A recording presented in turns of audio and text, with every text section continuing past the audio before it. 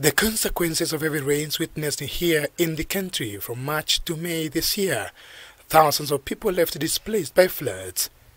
Up to today, many of the displaced persons have not been able to return to their normal lives. Gentlemen, the Kenya climate change. In a report released today, dubbed Climate Change Impact in Kenya, more than 300 people died as a result of these floods, with 1 million displaced. Overall, it's making our people weaker economically, it is making them poorer, it is decimating livelihoods and income opportunities, and the recovery periods between one emergency and another is getting much shorter. So very little opportunity for communities to bounce back, to recover and to rebuild.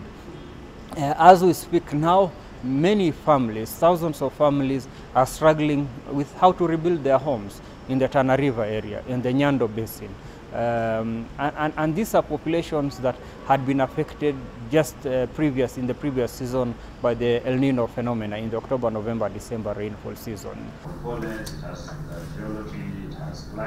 Meanwhile, another report on improving water security in Kenya's drylands in light of climate change shows that groundwater levels are continuously decreasing, especially in urban areas, posing a major threat to the construction sector. With those volcanic rocks, we have what we call the basement system rocks.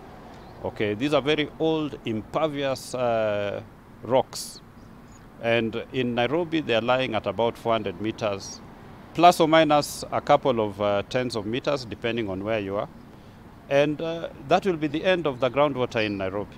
So we're actually, in my mind, I think we're already targeting the last level of the aquifer in Nairobi.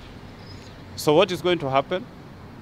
Here we have compressed our upper level aquifers, so they are storing less water.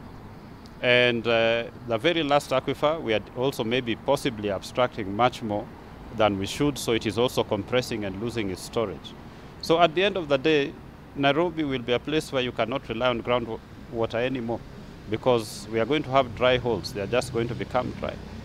The two reports have proposed various measures to address climate change, both nationally and continentally, such as the use of green energy, among others. Dan Kaburu, K24, Nairobi.